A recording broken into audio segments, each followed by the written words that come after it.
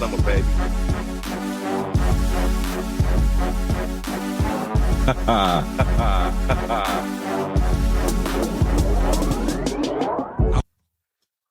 DJ, you spent 17 years inside some of America's most violent federal prisons. What was the moment you realized you were done letting prison shape your destiny? Man, when you behind that wall and you see all the violence and you see time pass you by, you sit there and say, is this what I'm here for? So by seeing homeboys come in and go out and come in and violate and come back in the positions that I had to be in at times, I thought about that and said, something's got to change. What were some of the toughest lessons from those years that still guide you today? Some of the toughest lessons is being powerless up in that joint. You know, when my self-will, you know, they put you in that black box, you know, they transfer you, you know, do a lot of shoe time, which is special housing unit, you know, spending like months and months and months. And I had to take that discipline, and if I can take this discipline home with me, I know I'll be successful. You know what I'm saying? Like when you on the pen, you know, you can't take naps. When the homies, when they rack them gates, you fully dressed. Your words and actions got to match. You got to be a man of your word, and you got to do what you say. So if I can be successful in that penitentiary by keeping my word and doing what I just talked about, if I can apply those same principles in the community, I know I'll be successful. Mindset. It's the mindset. Okay. How did the mindset you developed in prison prepare you for life on the outside? Man, like I said, you know, it's all about, you know, my goals, what I want to do with myself, you know, and changing the mindset, you know, taking those penitentiary assets and applying them in a real world situation. So my mindset had to change totally in order for me to be successful out here. And when I mean success, it's not about dollars, it's about accomplishing my goals. Okay. Well, reentry. I know you had some early struggles. Hell yeah. You came home and took an $8 job twirling signs. Yeah, that's one thing. That's one thing people say. You know, it's like, you know, you how you go from twirling signs for $8 an hour. You know, from being a dope boy. You know what I'm saying? And now you're twirling for Verizon wireless signs. See, it goes back to the mindset, because in the penitentiary you're gonna have to work somewhere. You know, I worked in the pot and pan room with the homies, you know, and you getting paid 4 cents an hour, you know, and they waking you up at old dark 100, you know. So if I can, you know what I'm saying? So if I can do that in the penitentiary, I know I could twirl Verizon wireless signs. So it's all about the mindset.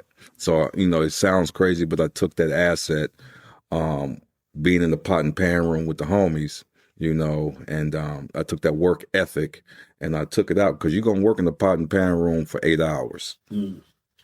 So twirling signs, what did that season in your life teach you about humility? Oh my goodness, man. The humility of twirling Verizon wireless signs and you know, my hometown, and hoping nobody see me, you know, but what it did was it humbled me.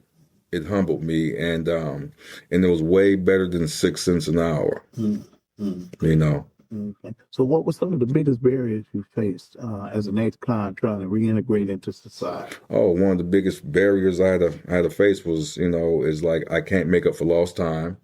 You dig what I'm saying? Employment, you know, it's like, you think I'm really gonna get a good job when I never had a job before, especially with education. You know, do you really think I'm gonna get a good job with a basic education? You know, so digging ditches was an option. I dug ditches. You know, this is gonna sound crazy. I even mowed lines. I mowed people's lines. You know, and cleaned garages, and it was hard work, but you know, it was. I always had to go back. I worked in the pot and pan room for a very long time. You see, when you do like 17 years in the penitentiary, Yeah, I actually grew up in that joint, you know what I'm saying? And so I needed to real talk, homie. I had to just change my entire mindset. So when you feel discouraged or overlooked, what kept you moving instead of giving up? Okay, let me tell you one part, man. When I was twirling Verizon wireless signs for $8 an hour, they came up to me like 2 months later and said, "I'm sorry, your services is no longer needed." And you know what that does for an ego. This is an $8 an hour job, and you telling me my services is no longer needed. So what that did was, for a split second, my mind was telling me, man, bump this. You know, I'm gonna go back to doing what I'm doing. I'm taking this 1990 game, 1989 game to 2007, and I thought about it, but I thought about the consequences because I don't want to be like United States of America versus DJ Verrett. I don't want to do that again. So when you're breaking to Hollywood, you were working in Hollywood on Sons of Anarchy. How did you go from twirling signs to working on a hit TV show? Man, I'm being at the right place at the right time. That's what it was about, being at the right place at the right time. I was approached by this cat named Jimmy. He was the casting director or agent for the show, and this lady named Kathy Casper. Now, the synchronicities of that is that from where I'm from my neighborhood, I'm called Ghost, Casper the Ghost, you know, which is tatted on my body. And her name was Kathy Casper. So I was wearing a tank top. That's when I was on Diesel at the time. Mm-hmm. And she walked up on me and was like, "Excuse me, we like your look. Do you think you could play a convict?" Now you got these white folks, you know what I'm saying, come up to me talking about, "You think you could play a convict?" Mm-hmm. And it's like, well, I had a long beard, braids in my hair, and I was on swole at the time. I had like 19s. And I said, "I think so. I think so." I'm like, "Why?" And she's like, "We work on this TV show called Sons of Anarchy. And we like your look, and we're doing these prison scenes. And here goes our card. You know, if you're available, you know, call this number." So I did. And then I called. They gave me the address. I went over there to the old county jail in downtown. It was hot. And now I didn't know everybody was actors there because they had actors looking like sheriff deputies. You know what I'm saying? Mm-hmm. So, you know, by being an ex-felon on paper and all that stuff, just getting out the penitentiary, I kind of avoided them, you dig? And then they saw Caddy like, hey, Casper, DJ. I'm like, what's going on, y'all? I'm like, "Hey, check this out. Is them deputies real?" Like, "Nah, everybody here is an actor." So I'm like, damn, really? So, you know, I spoke with the people who I needed to speak with, and they were doing the prison scene inside the hospital. And so, you know, I changed clothes, put the, you know, the county blues on or the county oranges on, and they were like, "Is this real?" I'm like, "Nah, it's not real." I said, "People on the streets will probably, believe it, but nah, in the penitentiary." He said, "Well, how would this go?" And I said, "It go like this. You got to do this. You got to do that." Now, you got to remember, I ain't never been on TV. So they were like, "We want you to do it." I'm like, "Are you serious?" I'm like, "Yeah, we want you to do it." I said, "I'm not an actor." He said, "Just act like you in the penitentiary." And we shot the scene, and you know, I stabbed dude up. You know, it was crazy, wow. But that's how I got my start. So what did that experience, though, teach you about opportunity, professionalism, or staying ready? Now, just think, if my mindset said if I could not do that job working, you know, twirling Verizon wireless signs for $8 an hour, I wouldn't have, you know, had this opportunity. So when I got let go from that $8 an hour job, I wouldn't have went to where I went to. And that, you know, inches and seconds, I wouldn't have met them because they, you know, Jim and Kathy kind of changed my life. You know what I'm saying? And from there, man, I wouldn't have got a chance to, you know, be on that show. It's crazy, homie, because I became, you know, a SAG member, SAG-AFTRA. I worked on NCIS LA with LL Cool J. I worked with him, which was the GOAT, you know, and I got some way out stories with LL. And I also worked with this young singer named Selena Gomez. So all that stuff and a whole bunch of different people, man. And so Hollywood, red carpets, all that stuff. So it's like crazy, homie, because I'm on paper and I'm around these actors, you know, and these celebrities. So I really couldn't relate to them. So you didn't go Hollywood? Huh? No, I didn't. You know, Did you ever struggle with imposter syndrome, going from a federal prison to a major television show in Hollywood? Yeah, I did. I felt it's like, you know, it's like, damn, homie, how, you know, I felt strange. I felt out of place. I felt like a fish out of water because, you know, all these motherfuckers were straight actors, you know, and I felt like a buster, I felt like an imposter, but, you know, I know that it was for a reason, you know, it was for a reason because when that first show aired, the homies in the day room with Ice to sit in the day room with them, the show came on. And they're like, that's Ghost. That's Ghost. So, you know, I stayed in contact with the homies. They writing me and stuff, and I'm like sending pictures. I'm like, yeah, homie, this really happened. You know, so but yeah, I kind of stepped away from it because you know, it was like it wasn't real to me. It wasn't right here. You dig? Well, speaking about what's real, you founded UCAN, the Urban Community Action Network. What inspired you to launch the Urban Community Action Network instead of settling into any job or going back to Hollywood? Well, I knew that I was, you know, that 17 years prison sentence I did, it couldn't be in vain. So I had to use it as one of my greatest assets. And the things I got a chance to be a part of, you know, those were assets too. It's all about the mindset. You dig what I'm saying? So I left, man. I went there and I needed to change some stuff. So that's what I changed. And I like doing what I'm doing.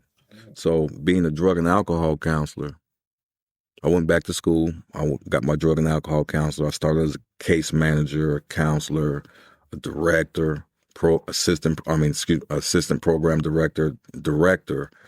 And I began to develop reentry programs.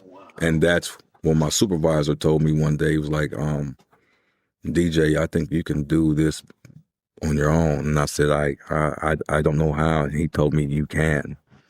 So I'm like, you can. So then I mess with the words and Urban Community Action Network. So that's what it is. Well, now you know UCAN now is $1 million nonprofit. What was the first spark that started UCAN Vision? Say that again. What was the first spark that started the UCAN Vision? You know, by working in other agencies, I'm seeing where they're failing the participants, failing the men and the reentry and, you know, the revolving door. So it's like, okay, everything that I've accomplished since I've been out, you know, when I touched these 10 toes down, that was the spark. You dig what I'm saying? And I know what these men and women need because I needed it myself.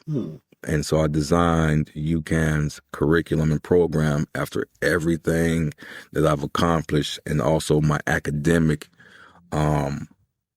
experience with my personal experience. And so that's what sparked UCAN. So you do believe in experience, lived experience. Lived experience is way better than any kind of education that you can receive. Why is lived experience so important when designing a reentry or community program?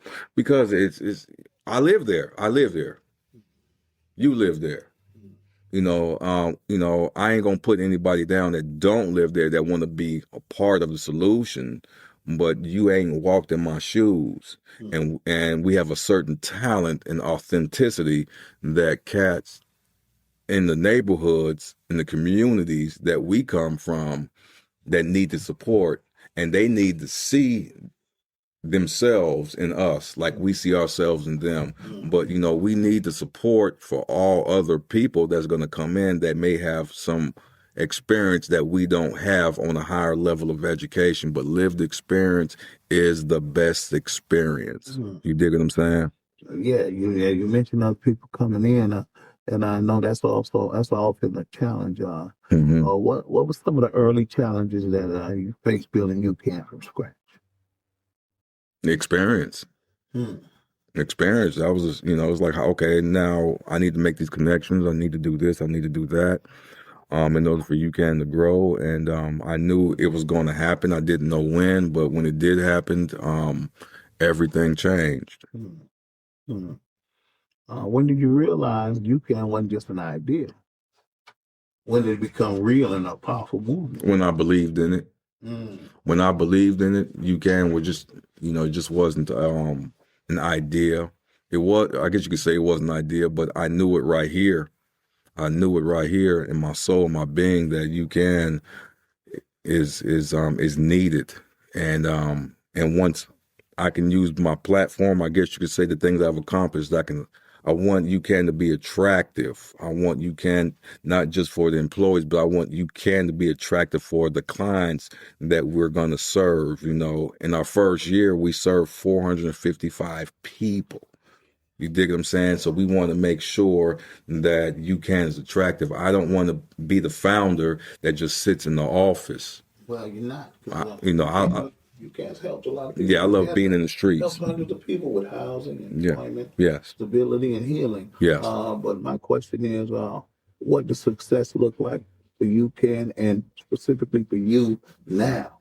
Success for me is to continue to live out the dream and to be able to accomplish each goal. It's not about the dollar. The dollar is nothing but a tool, but the goal and the dream is to continue to put out good services and be authentic. The goal and the dream for UCAN is to grow, not just for a year, 2 years, 3 years, but forever. UCAN will be my legacy. I want people in the community to come in here and thrive. Okay, so you're talking about impact and purpose. What's the biggest misconception that people have about people that are formerly incarcerated? Yeah, we always up to no good. That we always up to no good. See, when you come from a disadvantage, I'm gonna say, when I came from a disadvantage financially, the whole thing, right?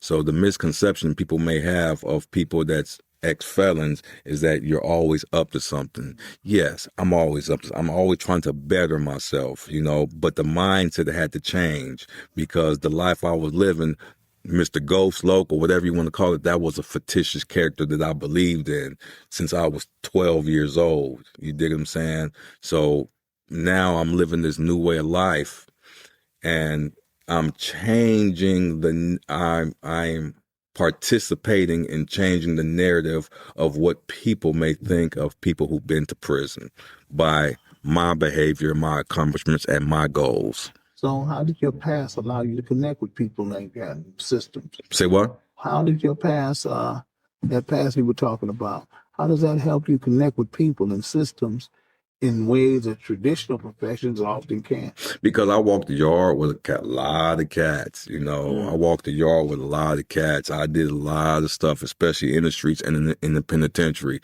And when they see that, they're like, damn, this Ghost, he really changed that, right? And so, but it's also my energy. It's my, the way I talk. That's the asset. You see what I'm saying? Because, like I said, I want it to be attractive. You dig what I'm saying? It's like, damn, the homie been right here, struggling, and now he's a servant to the community and to the homies. And I want this thing to be attractive to everybody. See, I don't want anybody that may listen to this and the people that we serve to keep their dreams silent.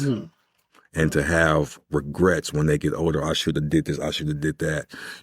I wouldn't be in the position that I'm in. This is going to sound crazy on me. I don't know I believe I was rescued because, in the penitentiary on me, I got a lot of obituaries. I could have been one. So I like the life. So I'm just trying to make this, UCAN grow because I can. I'm doing it. I ain't done yet. And I want people to know that you can. And especially people who haven't been in the actual prison, We got people who've been in the prison of their own making out here. They just don't watch the sun set behind the gun towers like we did. They watch the sun set from their living room. So that's a prison of their, of their own, and especially the ones we serve on Skid Row. I got the keys to my front door. The community members on Skid Row, their front door is a zipper, and I want to help them change it. So that's why I go down there. Well, hey, look, you're talking about making sure that you stay mindful of everything that's going on in the community and keep yourself. Michael, what's one of the stories from you working in UCAN that reminds you that you have to keep going and be persistent? Give me a story. At least one person in UCAN. Man, when I go out there, man, I see people out there, and no matter where they are, if they're getting out of the penitentiary or if they are sleeping in a tent, and I get their attention, and they, take some direction because I share with them. Ain't nothing wrong with being a copycat as long as you copy the right cat, and by seeing them recreate their lives, rebuild their lives, and they come into the UCAN office, and they bring their children. And they bring their spouses, and they come just to say, "How can I be of service, DJ?" Mm-hmm. And that's one story. Give me one story, one person. Shoot, I got a lot of stories. Okay, we had this one cat named Jose. I met him. He was in the rain. He was struggling. Him and his family. He came and now he's thriving. He got a little detailing shop. There's another brother, man, who was a single father because his child's mother had died, and he became a single father. He's like, I don't know how to be a father. And I said, well, you come to UCAN and we'll help you because we got parenting classes. I'm a father. Michael's a father, so we got, we can help you with that. And to see him from living in a vehicle to helping him furnish his first apartment on his own. Those are success stories. When I see these women who are sisters that look like my aunties and my cousins out there, and then we help them with the mental health, substance use, and housing, and then they come back in here talking about they starting a coin business. Man, I can keep going on and going on, Yeah, well, leadership, that comes with leadership and legacy. The next question, because I understand that you built a multi-million-dollar organization with no corporate training. What leadership principles guide you today? My street entrepreneurship. I always thought big. If I can take back in the day when I was curb serving, to pushing weight, if I can take that same entrepreneurial concept, look at who I want to copy, do the research, get the information that I need. Now, you got to understand, I worked in this field for a long time, right, as a drug and alcohol counselor, from drug dealer to drug and alcohol counselor. And I knew that there were dollars out there. I knew how to write, so I wrote the grant, and changed overnight, man. So, it's not about the dollars. The dollars make sure that the employees are paid and the services that we do. We are a nonprofit, and so we do got grant dollars that we do use. But with no corporate training, You've done a lot, man. I commend you. Worked an $8 an hour job, twirling signs, went from that to acting on television, went from that to being a drug counselor, then a substance abuse counselor, went from there to owning your own organization and running your own nonprofit organization. Through all that success, the question I have is, how do you stay grounded with everything you've accomplished? Easy, man. I always remember what it was like. Boots on the ground. I'm always out the office. Like my staff, they're like, where DJ? He out there in the streets. I stay grateful because, again, I've been 20 years clean and sober. I'm still one drink, one hit away. I'm not afraid to go to jail. I'm afraid of raising my children in the visiting room. I'm grateful what I get a chance to do. You know, I stay grounded, and plus the people I'm around, they keep me grounded. I keep them grounded. I don't let my, I guess you could say, my accomplishments dictate my character.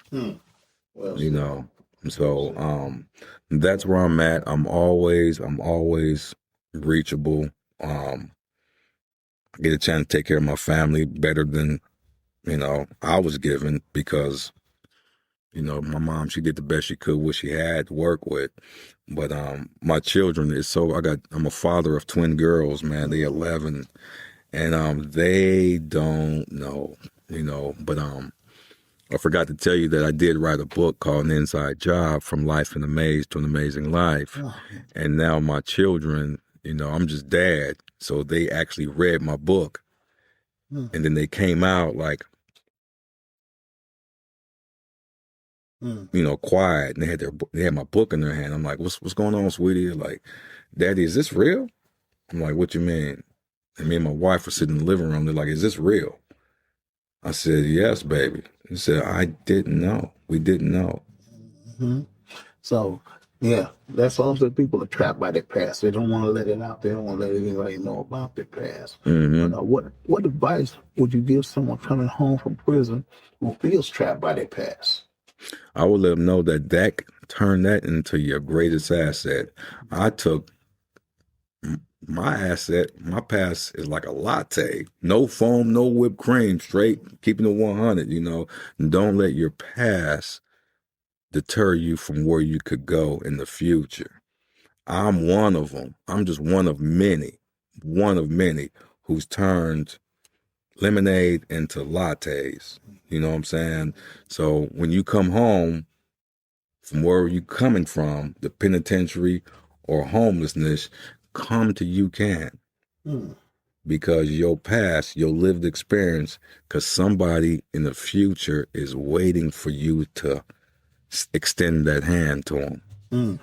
So, last thing I want, just curious about legacy. What kind of legacy? I want you to really think about this. What legacy do you want to leave as DJ Verrett? The man, the leader, and the visionary behind UCAN. What legacy do you want to leave? My legacy is, he's struggled. He's admitted his wrongs. He made amends. He's living his true self. And he helps people, you know, and, you know, everybody. That's my legacy. That's what I want to leave behind. So when somebody says, you know, what about DJ Verrett? Like, man, that was a good motherfucker. That was a good motherfucker right there, you know. You know, because people that know me now, they only know me by keeping my palms down. That means help somebody. They don't know go slow. You know, they don't know that, you know. And then, you know, that's what I want to leave behind. I want to leave behind UCAN as my legacy, just like my children. You know, my children, thank God that they're gonna they're gonna be different. You know, it's like when I was coming up, you know, I never knew my pops, right? Raised by a 17-year-old woman, which was my mother. You know, she was a 17-year-old girl raising me. I didn't inherit nothing. You know, I inherited stuff that kind of held me down because I was looking for acceptance, companionship, and understanding from my homeboys. You dig what I'm saying? I don't want my children, nor do I want anybody else's children to inherit, like, let's say, a Section 8 mindset. You know, that's why we teach financial literacy here at UCAN, because we want the parents that come in to understand how to use a dollar as a tool so their children can inherit generational wealth versus inheriting a Section 8 GR mindset. So that's the legacy. I want everybody that comes through to understand that. And that's kind of my legacy, I guess. Hey, that's deep. Mm-hmm. This is ride with us. 17 years in prison, $8 an hour job, twirling signs. Mm-hmm. Hot actor, author, founder of a multi-million-dollar nonprofit organization that help those that can't help themselves, changing lives one person at a time. Yeah. Yeah, we ain't nothing but a platform, man. It's all we do. We want to be able to be a part of the solution versus the problem. We want to be accessible. We want to keep it authentic because I only hire people with lived experience. But then with the lived experience, I want them also to elevate their education because we're dealing with substance use. We're dealing with emotional disorders. We're dealing with all kind of stuff. So I want them not to represent them because they're going to be a representation of Urban Community Action Network. And, I just like doing what I'm doing. I feel like I don't even have a job. You dig what I'm saying? And it's real talk, especially people of how I grew up in my community. It's not bad. It's not a bad community. I really don't like people talking about, well, over there's, it's everywhere. Just it's more visible. But I had great memories growing up where I grew up, in the projects. But there is a different life. So we have to be better than our parents. And we want our children to be better than us. And I want to change the narrative of what people think about the hood. I want to change the narrative of what people think about ex-felons. I want to change the narrative about that. So that's what UCAN is about. That's right. Because we deal with lots of people, not just, I'm talking about politicians. That's right. And so, by being in the penitentiaries, these youngsters, we want you to remember that that is not a passage to manhood. It's a big ass hurdle. That's right. And sometimes people don't go home from there. Amen. Hey, I want to thank you, man. Thank you for your honesty, man, and bringing this to the forefront, man. Yes, most definitely. Love your success, man. Appreciate your accomplishments. And man, look, hope to see much more of you in the future. Man, that's what we do. We're gonna ride with us. What I'm saying? So all those listening, we want you to ride with us. It's on the podcast. So check this out. My name is DJ Verrett. Check us out at www.ucanla.org. Join the newsletter and also subscribe to Ride with Us. Peace and love. Peace and love.